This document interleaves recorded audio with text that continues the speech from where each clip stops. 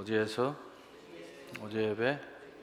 오직 전부 새 피조물로 새 세상을 열자.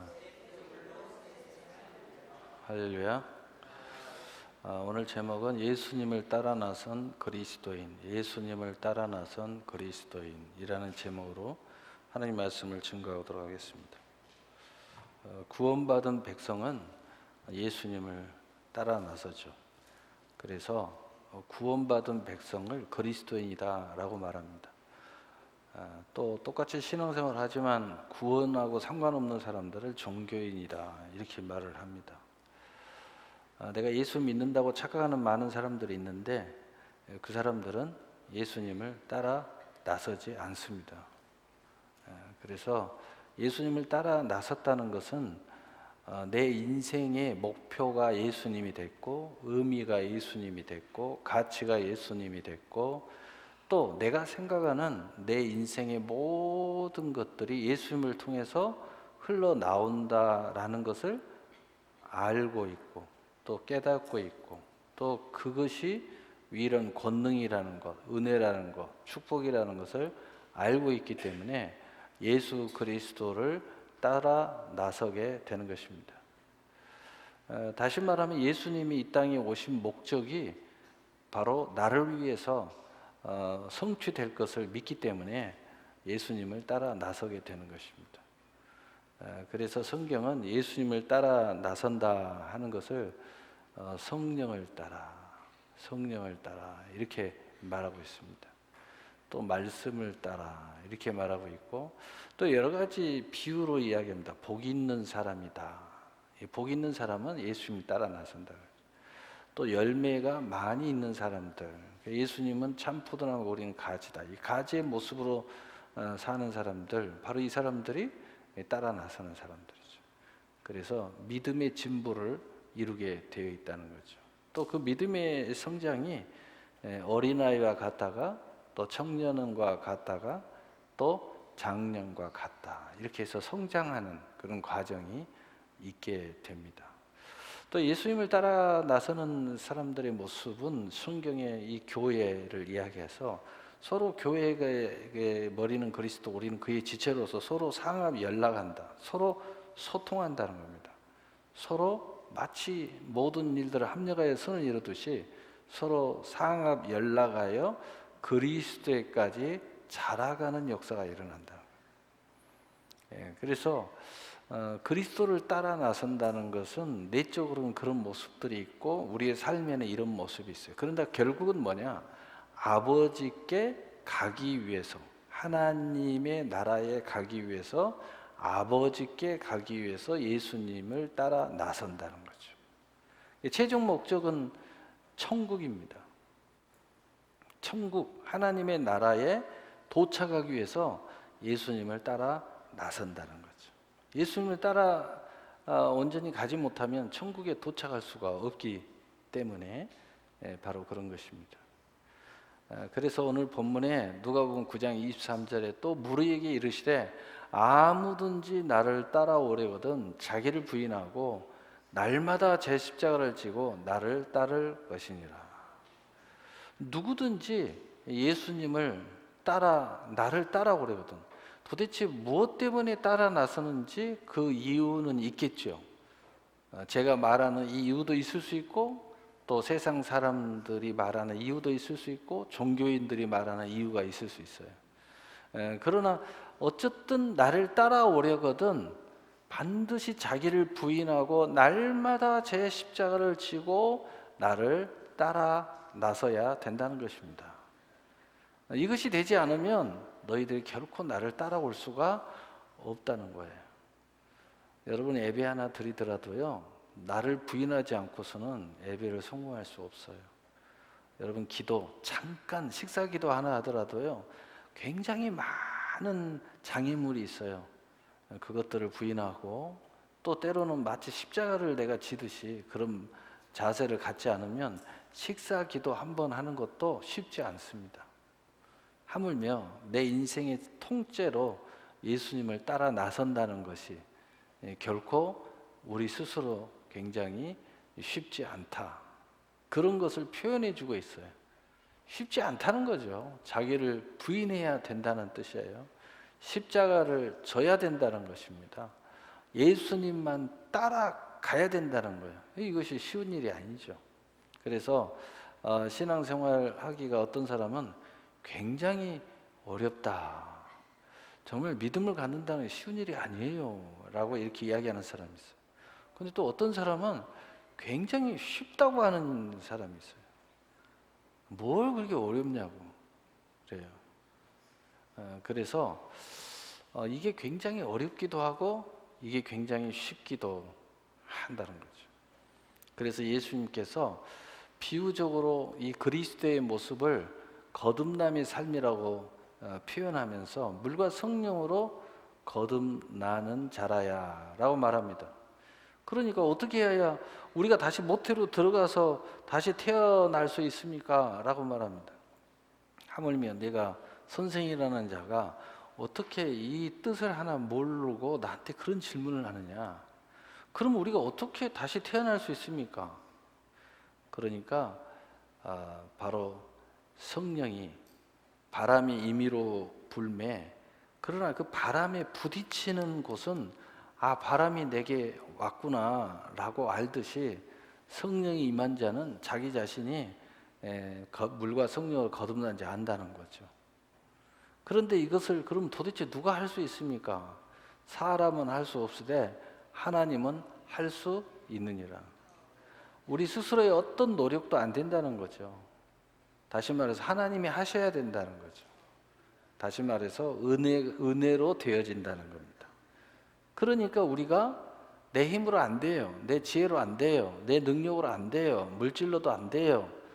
노력으로도 안 돼요. 그러니까 우리가 하나님의 은혜를 바라는 현장에 하나님의 은혜의 자리에 늘 나와야 된다는 거죠.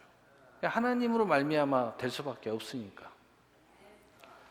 그래서 오늘 본문을 통해서 예수 그리스도를 따라 나선 이 그리스도인의 그 모습들을 한번 살펴보겠습니다. 아무든지 나를 따라오려거든. 아무든지. 도대체 어떤 사람들이 따라 나설까요? 뭐 여러 가지 이유가 있겠죠. 그러나 몇 가지만 이야기해 보면 마태복음 11장 28절 29절에 수고하고 무거운 짐자들아 다 내게로 오라. 이 수고하고 무거운 짐진 자들이 예수님을 따라 나선다는 거죠. 이게 도대체가 해결이 안 돼. 그 어떤 것을 해결이 안 돼. 그런데 예수님을 따라 나서면 해결이 돼요. 그러니까 예수님을 따라 나선 거죠. 오늘 하루 따라 나섰어요. 마음이 평안해요. 근데 내일은 안 따라 나섰어요. 마음이 불편해요. 평안함이 사라졌어요. 다시 말해서 이 마음의 쉼이라는 것은 예수님을 부단하게 따라가야 얻을 수 있는 거예요. 그러니까 여러분이 믿음이 있노라 하고 믿음 생활 하다가요, 자로나고나 치우치거나 또는 뭐 마음대로 살거나 그러면요, 이 마음의 쉼이 사라져 버려요. 마음의 쉼이라는 건 안식을 이야기하고 천국을 이야기하는데 안식과 천국이 사라져 버려요. 그러니까 한순간도 예수님을 따라 나서야 되는 거예요. 계속 따라가야 돼요. 계속 따라가야 돼. 그래서 이것을 구원받은 사람을 구속되었다. 이 구속되었다는 거예요. 하나님 앞에 구속되었다는 거예요. 구속이 되지 않으면 이 하나님의 나라가 우리 마음 안에 계속 쉼이 일어나야 돼. 쉼이 일어나잖아요. 그런데 이것을 하기 위해서는 나는 마음이 온유하고 겸손하니 나의 멍에를 메고 내게 배우라. 그리하면 너희 마음이 쉼을 얻으리라. 무슨 얘기냐면 예수님을 따라 나서는 사람들은 온유하고 겸손한 멍에를 메지 않으면 절대 따라 나설 수가 없어요. 여러분 신앙생활 하는데 정말 어려움이 많아요. 어떤 친구는 그렇게 오랜 세월 동안 은혜를 받고 또 교회의 사랑을 받고 또 목회자의 그 축복을 받았는데 뭐 잠깐 좀 마음이 상했다고 지금까지 한 건 다 무효라는 거예요. 다 필요 없다는 거예요. 이게 얼마나 어처구니없는 이야기예요. 근데 그게 뭐냐면은 우리 인생이라는 것이 그렇다 이거예요. 하나님이 10년 동안 은혜를 줬어요. 그래서 막 할렐루야 했단 말이에요. 근데 11년째에 내가 온유와 겸손의 마음을 먹지 않고 교만하다거나 또는 딴 생각을 품으면요, 그 10년 동안의 하나님 은혜가 한순간에 사라져요.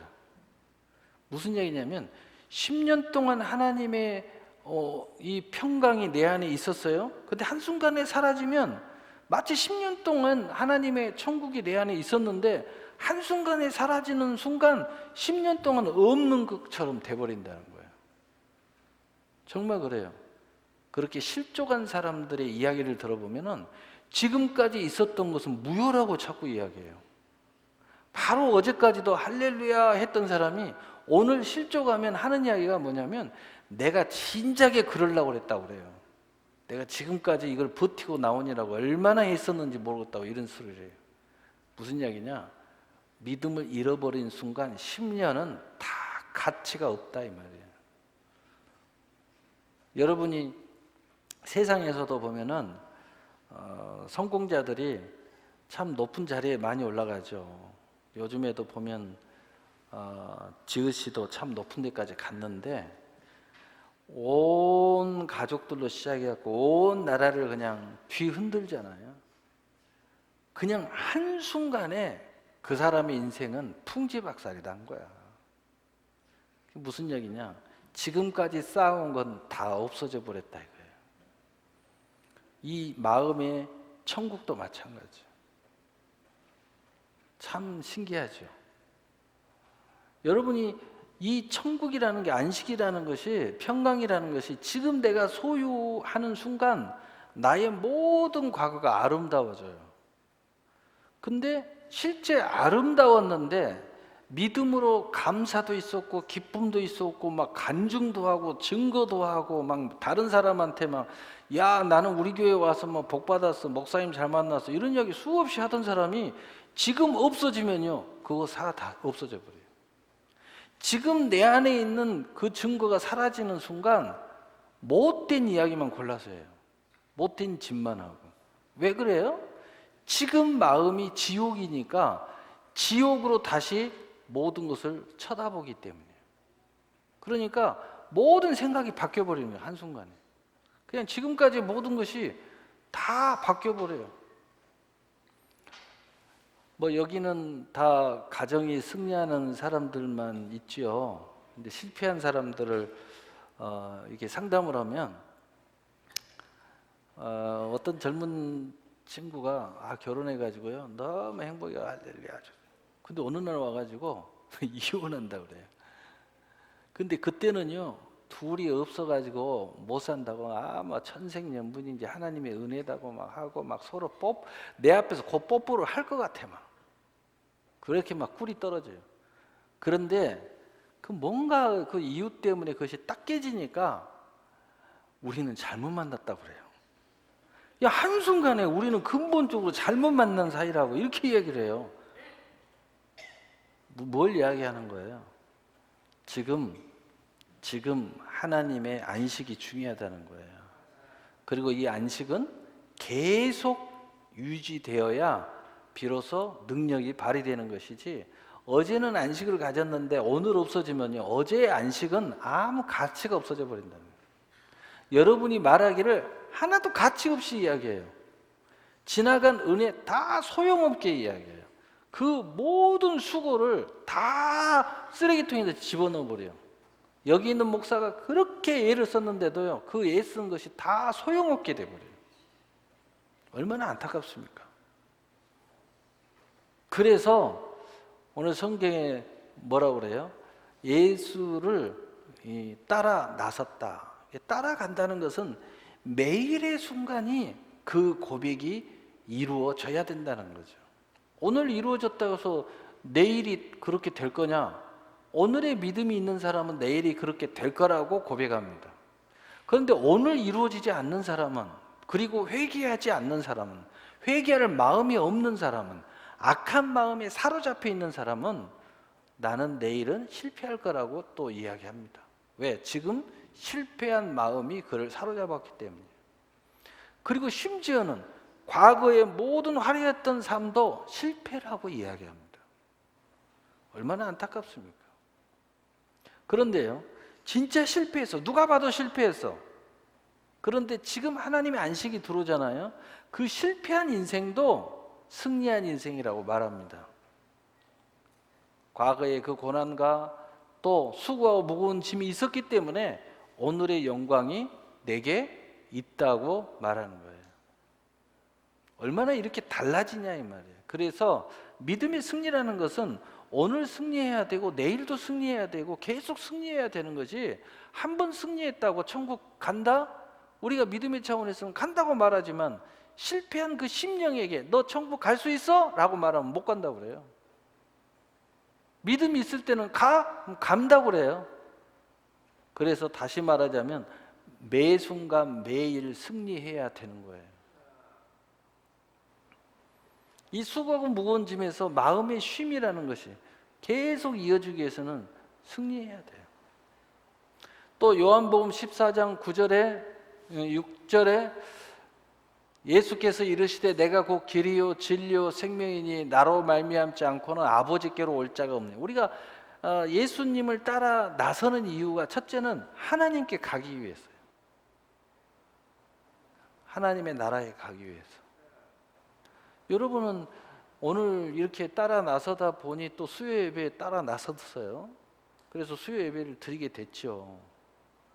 당연히 드리는 사람도 있고 겨우 드리는 사람도 있고 어쩌다가 드리는 사람도 있고 상황이 되면 드리고 상황이 안 되면 안 드리는 사람도 있고, 나는 모든 것을 초월해서 늘 이것이 믿음의 나의 어떤 고백으로 여기고 드리는 사람도 있어요. 다양해요. 믿음 대에 자기의 그 믿음의 모습에 따라 나타나기 때문에 드리는 모습도 다양해요. 어떤 사람이 일찍 와가지고 준비하면서 기도하는 사람도 있고, 또 어떤 사람은 사람 쳐다봐가면서 모처럼 일찍 왔는데 대부분 늦게 와요. 그러니까 자기도 또 늦게 와. 이런 사람도 있고 다양하죠. 또 어떤 사람은 오직 하나님만 쳐다보고 사람의 영향받지 않고 내가 뭐 사람들 쳐다보고 왔나? 내가 하나님께 예배드리러 왔지? 이렇게 생각하고 말씀 붙잡고 기도하면서 이 세상의 모습이나 우리 교회의 어리석은 모습, 죄 지는 모습, 나약한 모습 보지 않고 전지전능하시고 무소부지하신 하나님의 영광을 쳐다보면서 예배를 드리는 사람도 있고, 그 모든 것이 아버지께로 가기 위함이다. 하나님의 영광에 참여하기 위함이다. 그런데 그 길을 보니까 예수님을 따라 나서는 길이 곧 하나님께 가는 길을 이야기하는 거예요. 바로 오직 천국으로 도착할 수 있는 옳은 길을 이야기하는 길. 그리고 진리를 이야기하는, 오직 진리 안에 거하는, 생명 안에 거하는, 바로 그 길을 따라서 나서게 됐다는 겁니다. 그래서 우리 그리스도인은 우리가 겉으로는 세상 사람과 똑같이 생활을 해요. 그렇지만 여러분이 정말 예수님을 따라 나서는 삶은 거기에 생명이 있어야 되고 거기에 진리가 있어야 되고 거기에 하나님께 가는 길이 있어야 돼요. 여기에서 벗어나면 거기에는 안식이 없어요. 거기에는 상도 없고 멸관도 없고, 그리고 내 믿음을 갉아먹는 것밖에 없어요. 내 믿음을 빼앗아가는 것밖에 없어요. 그러면 제가 이야기했잖아요. 믿음이 빼앗아가기 시작하면, 잃어버리면 내 마음의 안식이 사라져요. 평강이 사라져. 천국이 사라져. 그러면 그 상태, 내 믿음대로 될지어다. 상태에 따라 모든 상황이 바뀌어요. 감사하던 내가 갑자기 화를 내고 분노하고 또 미워하고 그런 상황이 벌어져요. 얼마나 안타까운 이야기가 돼요. 응? 응? 얼마나 안타까운 이야기가 돼요. 응?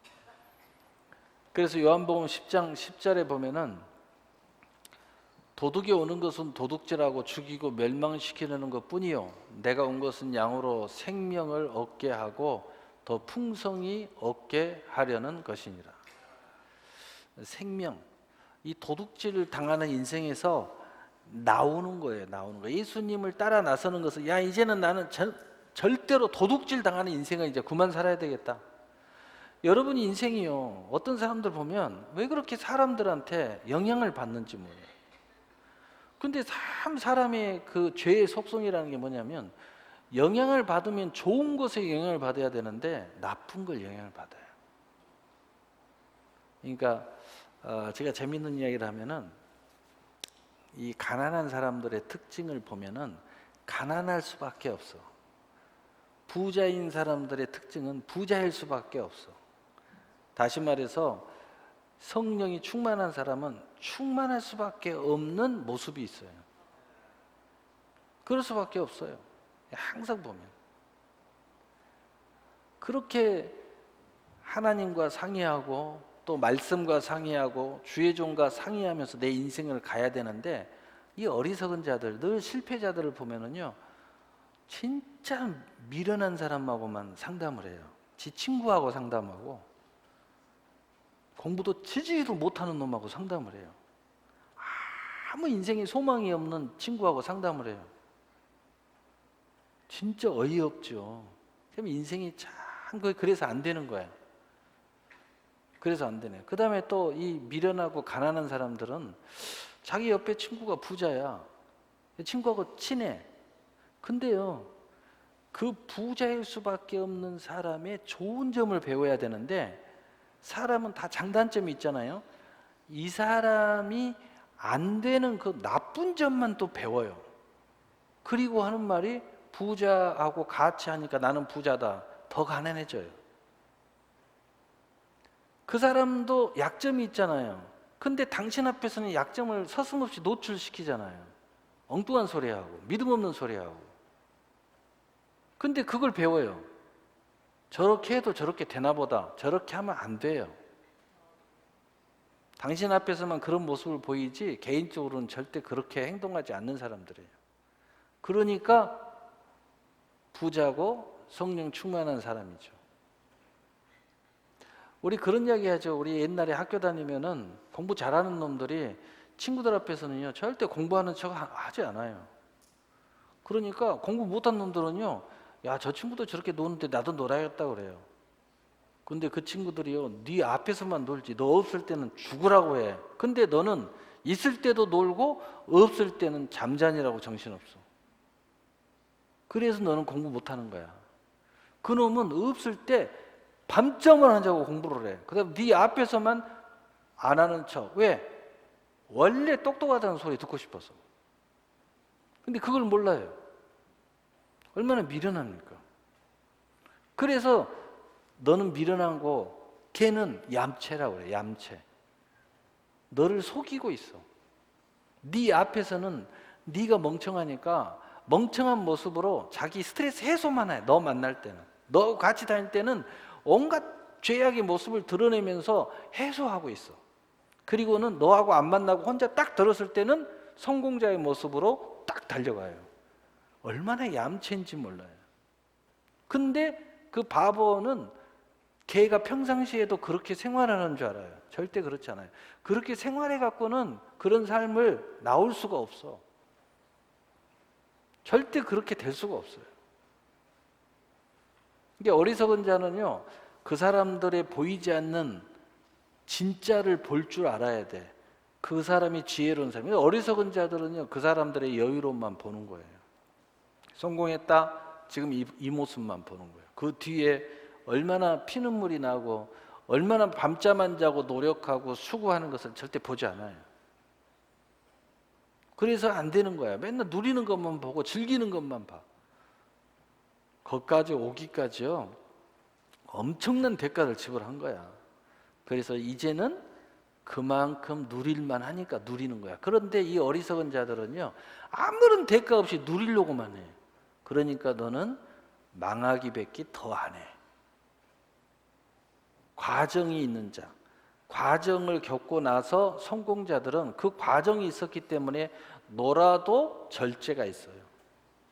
그리고 선을 알아요. 어느 선까지 내가 넘어가지 않아야 된다는 걸 알아. 근데 이 어리석고 미련하고 찌리지르는 선을 그을 줄을 몰라.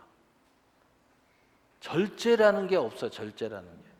이 선은 나는 넘어가면 안 돼. 근데 넘어가요.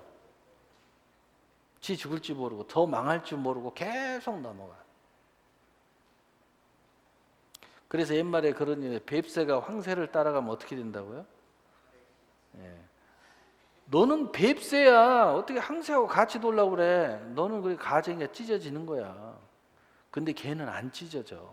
그렇게 놀아도. 정신 바짝 차려야 돼요. 그래서 정말 내가 내일의 나은 삶을 살려면은 지금 나의 모습을 아주 명확하게 쳐다봐야 돼요. 여러분이 사업하기 전에, 딴 사람하고 놀기 전에 내 자신의 모습이 지금 어떤 모습인지 명확해야 돼. 너 자산이 얼마나 있어? 너 저축한 게 얼마나 있어? 정확하게 한번 살펴봐. 근데 저 사람은 자산이 얼마야? 아, 저 사람은 1,000억대야. 1,000억대하고 너는 얼마나 있어? 1억도 없는 그 주제에 같이 놀면 되겠어? 정신 차리란 말이에요. 정신 차려. 같이 놀면 안 돼. 그냥 티타임을 하고 말아야지. 그리고 나는 가서 뛰어야지. 저 친구는 이미 열심히 뛰어가지고 저까지 올라갔잖아. 그래서 놀잖아. 1,000억대가 있어서 노는 거야. 근데 너는 1억도 없으면서 같이 놀면 되겠어? 정신 차려야지. 하나님의 성령의 은혜도 똑같아요. 하나님의 은혜가 내 안에 충만해서 언뜻 보면은요, 자유한 것 같으면서 그냥 신앙생활 열심히 안 하는 것 같아. 근데 이 사람은요, 그 과정이 엄청났어요. 막 금식도 하고 철야도 하고 막 산기도도 하고 막 어마어마한 과정이 있어서 늘 성령과 동행해. 그 사람이 잠시 성령의 소욕을 쫓아 이렇게 하기도 하고 저렇게 하기도 하고. 근데 우리 눈에는 율법적으로만 보기 때문에 그 사람이 예배 몇 번 빠진다고 신앙생활 제대로 안 하는 것 같아요. 근데 이 사람은 성령의 소욕을 쫓아 지금 이 시간에 하나님 일을 하고 있어. 근데 우리는 내 눈에 안 보인다고 안 한다고 생각을 하는 거예요. 그 사람은 지금 더 귀한 일을 하고 있어. 근데 그 사람은 그렇게 하면서도 늘 그 성령과 동행하고 하나님과 동행하는 그 삶 속에서 늘 삶에서 하나님의 살아 역사하시는 호흡과 함께 하고 있는 거야. 그런데 너는 그 과정도 없으면서 네가 뭐 금식을 해봤어, 네가 철야를 해봤어, 네가 하나님 앞에 가슴을 찢으면서 울어보기를 해봤어. 그런 거 아무것도 안 해놓고 나 자유 얻었네, 너 자유 얻었네. 진짜 성령 안에서 자유 얻은 사람과 너는 정욕의 자유를 누리는 사람이 겉으로는 언뜻 보면 비슷할 것 같지만 근본이 달라. 이 사람은 자유하면서도 하나님의 뜻을 완성시켜가고 있어. 지금 내 삶 속에서 하나님의 뜻을 성취하고 있어 지금. 근데 너는 네 정욕만 채우고 있는 거야. 게으름을 피고 있는 거고. 얼마나 차이가 있어요. 근데 거기 안에 미래가 뭐가 있겠어요? 미래가 없죠. 미래가 없는 거예요. 자, 우리는 그런 것 때문에 예수를 쫓아가는 게 아니에요. 예수님을 따라 나서는 게 아닙니다. 그래서 우리는 이런 여러 가지 다양한 모습 속에서 예수님을 따라 나서기로 결정한 겁니다. 그래서 이 길은 이제 보여지는 이 길로 보면 마태복음 7장 13절 좁은 문으로 들어가라. 멸망으로 인도하는 문은 크고 그 길이 넓어 그리로 들어가는 자가 많고. 일단 이 길은 좁은 문이라는 거예요. 좁은 문. 근데 여기에서의 예수님의 설명은 보여지는 설명이에요. 세상적인 기준으로 우리에게 설명해 주는 거예요. 세상적으로 화려한 문이 아니라는 겁니다. 좁은 문이라는 거예요. 좁은 문. 그래서 예수님을 따라 나선 그리스도인들은 반드시 깨달아야 될 것은 세상의 화려한 문을 선택하면 안 된다는 거예요. 거기에는 올무가 있고, 거기에는 실수가 있고, 거기에는 나도 모르게 나를 교만하게 있고, 거기에는 수많은 나를 유혹하는 유혹이 있을 수 있다는 거죠. 그런데 이 좁은 문의 특징은 뭐냐면은 바로 그 길이 굉장히 좁아요. 좁아. 그런데 그 반대를 이렇게 설명하고 있어요. 멸망으로 인도한 문은 크고 그 길이 넓어 그리로 들어가는 자가 많고. 그래서 14절에 생명으로 인도하는 문은 좁고 길이 협착하여 찾는 이가 적음이라. 우리가 가는 길은 많은 사람들이 가는 길을 가는 길이 아니라는 거예요. 여러분 나중에 천국 가보면 알지만 많은 사람이 천국에 와 있지 않을 거예요. 왜? 예수님이 그렇게 말씀하셨어요. 천국에 가면 너도 나도 천국에 오는 그런 곳이 아니라는 겁니다. 천국은 아주 적은 숫자가 왔다는 거예요. 대부분은 지옥 간다는 거예요. 이 길은 좁고 협착하여 찾는 이가 적은 길이에요. 여러분 세상적으로는요, 이제 음식점에 가면은 나 잘 모르겠다 그러면은 사람들 많이 가는 데 가면 되게 성공해요. 그런데 진짜 그 맛집, 정말 그 미각이 발달한 사람들 보면 절대 사람들이 많이 가는 데는 안 가요. 왜? 그건 대중적인 맛이잖아요. 많은 사람들이 다 좋아할 법한 맛이에요. 그런데 이 미각이 발달한 미식가들은 오히려 사람들이 적게 찾지만 아주 독특하고 나의 미각을 충족시켜주고 내가 아주 나의 그 미식가로서의 나를 뭔가를 틀리게 아주 독특하게 극소수의 숫자만이 아는 그 맛을 찾아다니는 거예요. 그래서 제가 그 만화로 이렇게 미식가 그림을 뭐 허영만인가? 그분이 나오는 요즘에 드라마가 있잖아요. 나는 그걸 봐요. 근데 이 사람들이 이분이 찾아다니는 데는요, 사람들이 많이 오는 데가 아니더라고요. 막 이상한데 별로 사람들이 안 찾아요. 근데 너무너무 잘하고 너무너무 구수하고 너무너무 특별한 음식들 그것만 찾아다니더라고. 나도 좀 가보고 싶어요. 그거 쳐다보면 그래서 내가 핸드폰에다 이게 표시해놔요. 그쪽 지역 가면은 꼭 들려봐야 되겠다. 예, 그래가지고 이 표시를 해놔요. 진짜 막 사람 몇 명 겨우 들어가고 뭐. 그런데 내가 이렇게 봐도 너무 특별한 맛일 것 같아요. 너무 건강한 맛이에요. 막 미식가들이 막 행복해요. 그 미식가들이 모든 면이 좋아요. 가격도 좋고 맛도 좋고 건강에도 좋고 뭐 완벽해요. 그런 데만 이렇게 딱 몇 군데씩 나오더라고요. 물론 아닌데도 몇 군데 나오는 데도 있는데 그런 데만 찾아다녀요. 진짜는 그렇다는 거죠. 진짜는 많은 사람들이 찾는 길이 아니에요. 왜냐하면 이 길은 많은 사람, 대부분의 사람들이 찾을 수 있는 길이 아니에요. 오직 그리스도인만이, 예수님만이 따라 나선 그리스도인만이 가는 길이에요. 그래서 많은 차들, 그래서 요한계시록에도 이 마지막 때가 오면 이미 지금 마지막 때다 이렇게 말하는데, 마지막 때는 정말 교회가 붕괴가 되고요, 정말 믿음의 사람들이 다 믿음을 배반해 가지고 자기 욕심, 자기 정욕에 맞는 교회에 몰려든다는 거예요. 정말 예수님을 따라가는 교회가 없다는 겁니다. 그래서 요한계시록 7교회가 나오는데 하나님 앞에 칭찬받은 교회가 2교회잖아요. 서버나 빌라델비아. 그런데 다 작은 교회예요. 그리고 능력도 없어. 그런데 믿음으로 승리했다고 칭찬받아요.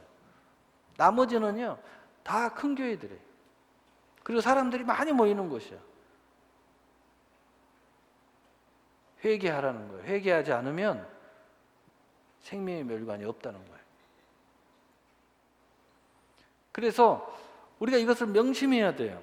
영적으로 반드시 그리스도인을 쫓아가면, 그리스도인들이 예수를 쫓아가다 보면 좁은 문이라는 걸 알아야 되고, 조금 좁고 협착한 길이라는 거예요. 좀 불편하다는 겁니다. 그 길을 따라 나서는데, 근데 많은 사람들이 찾지 않아요. 대중적인 맛이 아니에요. 식당으로 말하면. 그런데 내가 살아있는, 내가 생각하면, 내가 살아있는 믿음으로 생각하면 이게 바로 진짜라는 거죠. 먹으면 이 생수가 나를 살려준다는 거예요. 내 이 심령을 살려줘요. 내 마음을 정말 안식을 찾아줘요.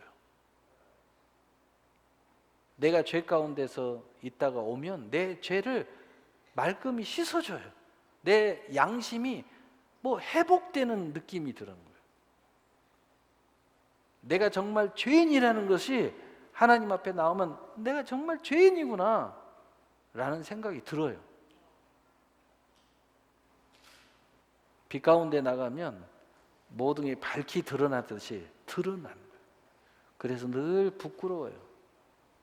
늘 나의 연약함을, 하나님의 은혜를 구해야 된다는 생각이 들어요. 하나님의 은혜 없이는 나는 안 되는 존재구나 라고 생각이 돼요. 그래서 하나님의 은혜를 의지하게 되는 거죠. 내가 특별하게 무슨 하나님 앞에 뭔가 하려고 하는 게 아니라 하나님의 은혜를 의지하는 겁니다. 하나님이 도리어 나에게 뭔가를 해 주셔야 된다는 거예요. 내가 뭔가 하는 것은 그 은혜가 너무 기쁘고 감사해서 내가 절로 하게 되는 거예요. 절로. 그래서 이것을 가게 되면은 자기를 부인한다. 이 말은 무슨 말이냐면 나를 부인한다는 것은 내 좋은 것을 포기한다. 또 이것은 아닌데 그래도 그리스도를 따라가려고 나를 쳐 복종시킨다. 이런 의미도 분명히 있어요. 여러분 포기하고 싶지 않는데 포기할 때도 있어요. 그러나 진정 의미는 그런 의미가 아니에요.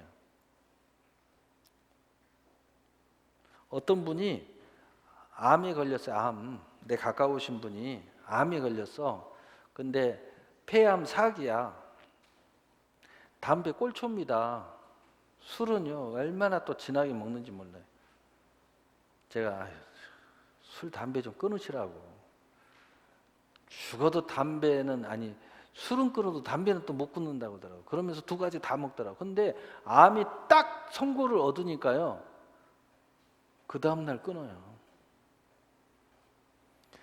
병의 은혜인지는 모르지만 그냥 끊더라고. 무슨 이야기냐? 이게 내게 얼마나 나쁜 건 줄 아주 그냥 피부 온 삶에서 느껴져. 저절로 끊어버려요. 자기를 부인한다는 것은 뭐냐면 나를 부인하지 않는 삶이 이 그리스도를 쫓아가면서 생명을 얻어도 풍성히 얻으며 내 마음 안에 안식과 천국과 신령함에 아주 철전지 원수야. 내가 폐암에 걸린 게 이 담배 핀 게 웬수야. 후회가 막급해. 내가 지금까지 담배를 이렇게 오래 폈다는 거지. 그냥 가슴을 찢고 싶어. 그런 마음으로 부인하는 거예요. 좋은데 부인하는 거, 뭐 그럴 수도 있겠죠. 내가 먹고 싶은데 내가 안 먹는다. 뭐 그럴 수도 있겠죠. 그러나 진짜는 이게 너무너무 후회에 막급하고 너무너무 이 길이 살 길이기 때문에 그냥 저절로 끊어버려. 그냥 끊은 것이 조금도 아쉽지 않아. 왜 진작 내가 내 자신을 부인하지 못했나 하는 이 갈급함이 내 마음에 원통함이 있는 거야. 원통함이. 그래서 이런 사람들은요 날마다 하나님 앞에 나와서 회개만 해도요 매일 회개만 해도 회개가 끝나지 않아. 왜? 지금까지 내가 내 자신을 왜 부인하지 않고 살았는가? 이게 이제 알아졌기 때문에 날마다 회개만 하다가 끝나. 기도만 하면 회개만 해. 기도만 하면은 하나님 앞에 눈물바람만 해. 왜 내가 이렇게 살았나 말이에요. 진작에 내가 내 자신을 딱 꺾어버리고 살았어야 되는데.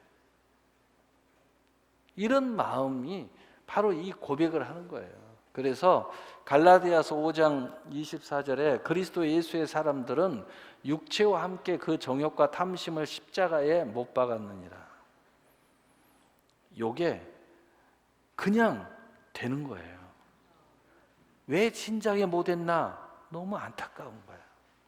그래서 여러분 처음에 예수 믿으면 잘 모르고 저 은혜 좀 받고 뭔가 하나님 앞에 큰 기름 부음이 좀 임한 사람들은 그렇게 옛날에 목사님이 열심히 해라 뭐 해라 하는 것이 그냥 짜증나기만 하고 수고만 하고 막 구속 막 이상한 생각만 들었는데 이제 그 상황이 딱 되고 그 은혜가 내 안에 임하면요 왜 진작에 이렇게 안 했을까? 왜 내가 진작에 교회 안 나왔을까? 내가 왜 진작에 기도에 매달리지 않았을까? 왜 진작에 이런 그 말씀의 깊이 안에 들어오지 못했을까? 내가 왜 진작에 하나님의 일꾼이 되지 못했을까? 이런 생각을 하게 돼요. 또 대부분 그런 사람이 있더라고. 돈 다 잃어버리고요. 나중에 이렇게 재산도 잃어버리는. 내가 왜 진작에 돈이 있을 때 돈으로 하나님 앞에 좀 멋진 일을 하지? 이제는 없는데 자꾸 성령이 난타라니까 너무 괴롭다 이거예요. 없는 중에 하려니까 너무 힘들잖아요. 그래도 하나님은 크고 큰 걸 양을 보시지 않고 우리의 믿음을 보시는 줄로 믿습니다. 예, 믿음으로 하시면 되죠. 그래서 갈라디아서 2장 20절에 내가 그리스도와 함께 십자가에 못 박혔나니 그런즉 이제는 내가 사는 것이 아니요 오직 내 안에 그리스도께서 사시는 것이라. 이제 내가 육체 가운데 사는 것은 나를 사랑하사 나를 위하여 자기 자신을 버리신 하나님의 아들을 믿는 믿음 안에서 사는 것이니라. 내가 그리스도와 함께 죽어버렸어요. 이 죽음이라는 것은 성령의 역사이기도 하고 또 성령의 기름 부음을 통하여 내 자신을 완전히 그냥 부인해버리는, 그 원어적인 뜻은 나를 지옥으로 끌고 가고 있는 사람을 죽여버렸다, 살인했다, 이런 뜻이에요. 성령이 와서 그 사람을 죽여버린 거예요. 그런데 실제로는 내가 느끼는 것은 뭐냐면 하나님의 사랑이 너무 커요. 그 사랑이 너무 좋고 크고 행복해서 그 사랑을 따라 나서는 거야. 그래서 내 새 사람은 그 사랑 때문에 이제 그 사랑으로 살아가는 거야. 그것이 믿음이야. 그래서 내가 이제 앞으로 남은 인생은 그 사랑 안에서 젖어가지고 살아가는 바로 그 믿음의 행보를 하겠다는 거예요. 그것이 자기를 부인하는 거예요. 자기를 부인하는 거. 자기를 부인하고 그래서 이 모습을 이제 갈라디아서는 우리 육체와 성령의 사이를 이렇게 설명해요. 갈라디아서 5장 19절 22절 육체의 일은 분명하니 곧 음행과 더러운 것과 호색과 우상 숭배와 주술과 원수 맺는 것과 분쟁과 시기와 분냉과 당짓는 것과 분열함과 이단과 투기와 술 취함과 방탕함과 또 그와 같은 것들이라. 전에 너희에게 경계한 것 같이 경계하노니 이런 일을 하는 자들은 하나님의 나라를 유업으로 받지 못할 것이요. 하나님의 나라를 유업으로 못 받아요. 근데 우리는 유업으로 받았잖아요. 그 하나님의 유업을 받은 사람들은 여기에서 그냥 저절로 그냥 홍해가 갈라지듯이 쫙 갈라지네요. 쫙 갈라져. 그래서 22절 오직 성령의 열매는 사랑과 희락과 화평과 오래참과 자비와 양성과 충성과 온유와 절제니 이 같은 것을 금지할 법이 없느니라. 내 안에서 이걸 어떻게 막을 수가 없어요. 바로 이 성령의 생명의 성령의 법이 나를 끌어가는데 이것을 어떻게 막을 길이 없는 거야. 여러분이 오늘 이 시간에 왜 왔어요? 이 성령이 여러분을 이끌어온 줄로 믿습니다. 여러분은 여러 가지 생각을 하고 왔지만 성령이 끌어온 거예요. 이걸 막을 수가 없어요. 여러분이 믿음으로 산다는 것을 막을 수가 없어요. 뭐 실수할 수도 있죠. 뭐 자루로나 치우칠 수도 있죠. 뭐 연약한 믿음이 어떠겠습니까? 그러나 결국은 막을 수가 없다 이 말. 그래서 날마다 제 십자가를 지고 날마다 제 십자가. 여러분 알잖아요. 사랑하게 되면 뭔가 십자가 짓는 것이 행복해요. 여러분 교회를 사랑하면 교회를 위해 손실하는 것이 너무 행복합니다. 누군가를 사랑하게 되면 그 사람한테 선물 주는 것도 행복하고 그 사람 말 듣는 것도 행복하고 그 사람이 원하는 것이 무엇인지 궁금하고 뭔가 원하는 걸 해주고 싶어요. 그래서 너무너무 사랑하게 되면 나중에 어떻게 돼요? 결혼하자고 그러잖아요. 아예 그냥 살자고 그래. 그것도 부족해가지고 이제 한 몸이 돼가지고 애도 낳아. 그래서 우리 애를 쳐다보면서 우리의 사랑의 열매라고 그래. 왜? 너무 사랑하니까. 그래서 날마다 제 십자가를 지는 것이 내게는 증거요. 그 십자가가 내게는 기쁨이 되고 그 십자가가 내게는 증표가 되는 거예요. 증표. 여러분 사랑하는 사람이 누군가에게 음식을 할 때 얼마나 행복한지 몰라요. 왜? 그것이 증표니까.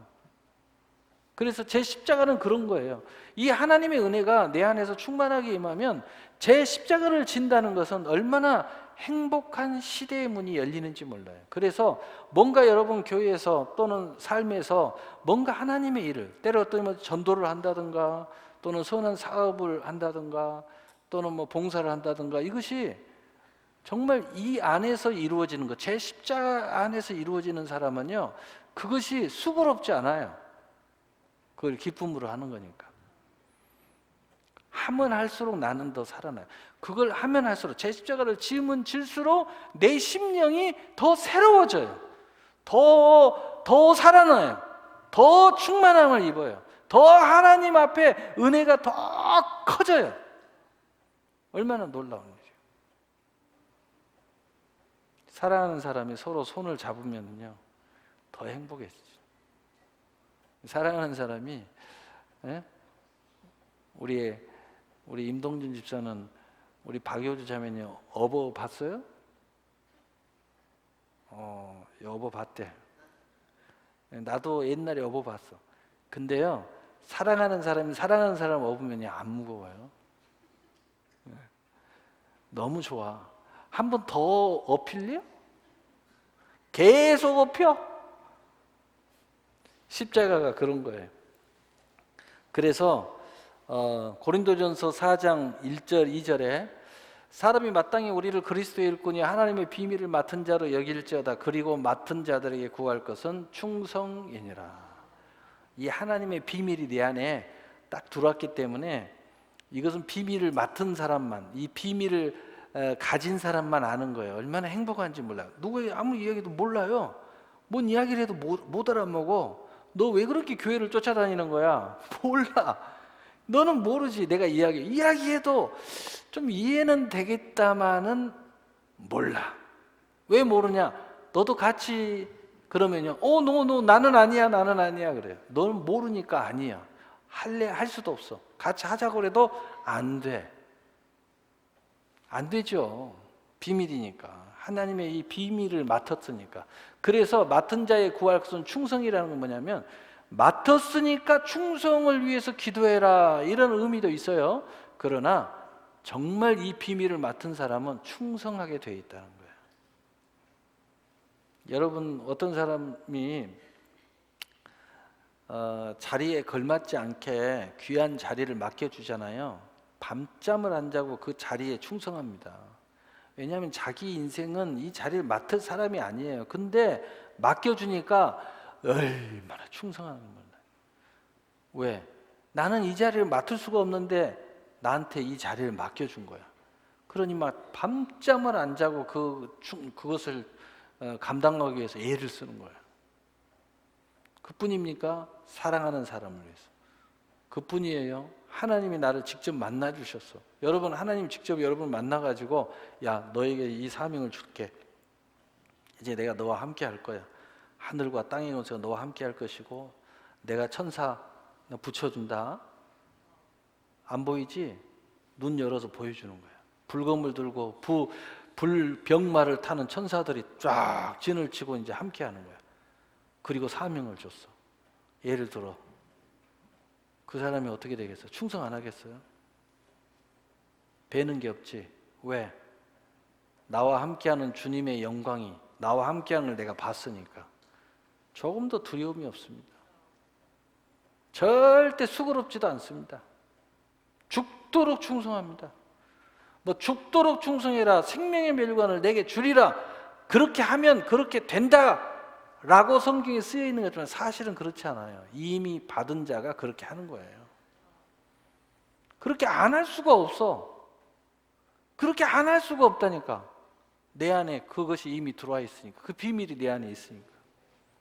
에베소서 3장 6절 7절에 이는 이방인들이 복음으로 말미암아 그리스도 예수 안에서 함께 상속자가 되고 함께 지체가 되고 함께 약속에 참여하는 자가 됨이니라.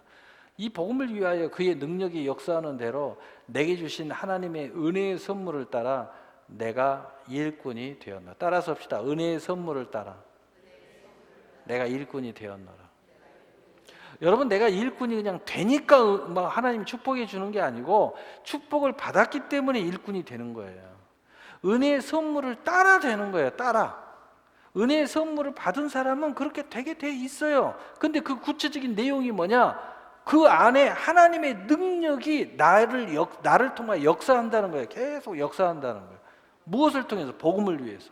그리고 구체적으로 함께 상속자가 되는 역사를 계속 이루어요. 함께 지체가 됨으로 움직여요. 그리고 모든 하나님의 약속을 구체화하는 역사를 계속 이루어가는 거예요. 여러분 생각해 보세요.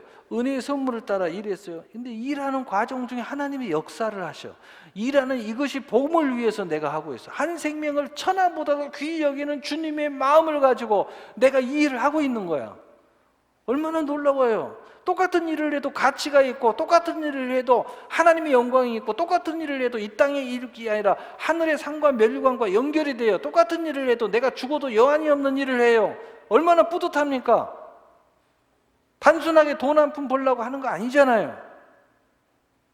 그런데 이런 의미와 가치만 있어도 내가 행복하고 내가 후회함이 없는데, 여기에 상속자와 지체와 약속에 참여, 주체적으로 실상과 증거와 성취가 계속 일어나는 거예요. 이것이 하늘과 땅과 같이 일어나는 겁니다. 그러니까 나의 이 수고로운 일꾼됨이 멈추지 않는 거예요. 여러분 그런 얘기 들었죠? 선교사들이 밖에 나가서 핏발바가 추방을 당해요. 추방. 막 죽고 사는 겨우겨우 추방당해요. 그런데 또 가.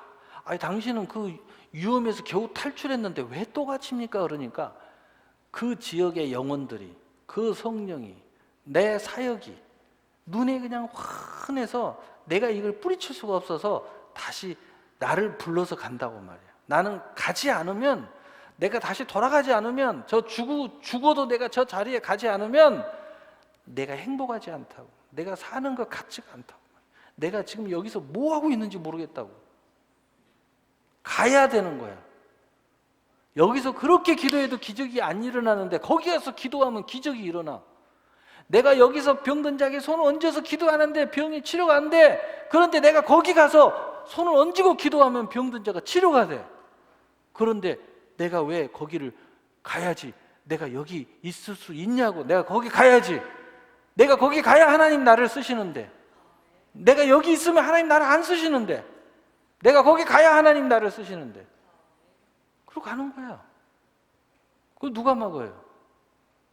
그걸 뭐 억지로 시킬 수가 있어요?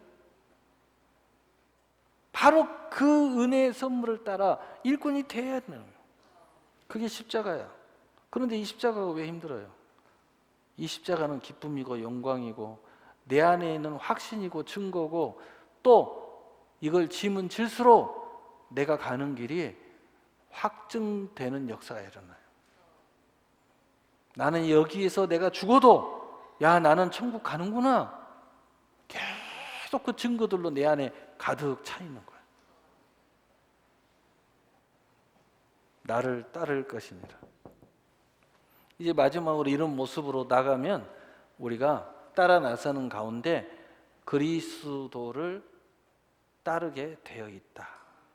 그래서 결론적으로 요한계시록은 이렇게 이야기해요. 요한계시록 14장 1절 5절 우리 시간이 돼서 그냥 읽기만 하겠어요. 우리 함께 읽어봅시다. 시작. 또 내가 보니 보라 어린 양이 시온산에 섰고 그와 함께 14만 4천이 서 있는데 그들의 이마에는 어린 양의 이름과 그 아버지의 이름을 쓴 것이 있더라. 내가 하늘에서 나는 소리를 들으니 많은 물 소리와도 같고 큰 우리의 소리와도 같은데 내가 들은 소리는 검은 고 타는 자들이 그 검은 고를 타는 것 같더라. 그들이 보좌 앞에 네 생물과 장로들 앞에서 새 노래를 부르니 땅에서 속량함을 받은 14만 4천 밖에는 능히 이 노래를 배울 자가 없더라. 이 사람들은 여자와 더불어 더럽지 아니하고 순결한 자라. 어린 양이 어디로 인도하든지 따라가는 자며 사람 가운데서 속량함을 받아 처음 익은 열매로 하나님과 어린 양에게 속한 자들이니 그 입에는 거짓말이 없고 흠이 없는 자들이라. 아멘. 예수님을 따라 나선 사람들, 예수님이 어디로 인도하든지 따라가는 사람들, 이 사람들이 마지막 승리자고 이 사람들이 마지막 이제 아버지께 도착하게 되는 거죠. 그래서 요한계시록 17장 14절 우리 함께 읽어보겠습니다. 시작.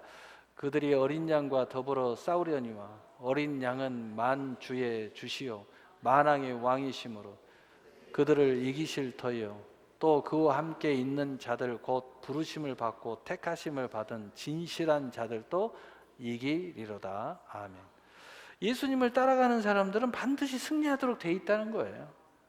왜? 예수님을 따라갔고 예수님과 함께 싸웠기 때문에. 그래서 예수님과 함께 부단하게 믿음의 선한 싸움을 싸우는 사람은 승리하도록 돼 있다는 겁니다. 그래서 디모데후서 4장 7절 8절은 결론적으로 이렇게 이야기합니다. 나는 선한 싸움을 싸우고 나의 달려갈 길을 마치고 믿음을 지켰으니 이제 후로는 나를 위하여 의의 멸관이 예비되었으므로 주 곧 의로우신 재판장이 그날에 내게 주실 것이며 내게만 아니라 주의 나타나심을 사모하는 모든 자에게니라. 천국의 영광에 참여하고 천국의 모든 멸관에 참여한다. 이 말씀은 바울이 순교하기 직전에 하나님의 영광을 보고 하늘의 영광을 보고 남기신 고백의 말씀입니다. 우리 모두가 바로 예수님을 따라 나선 그리스도인으로서 이 마지막 승리의 멸관에 참여하는 저와 여러분이 되시기를 예수님의 이름으로 축복합니다.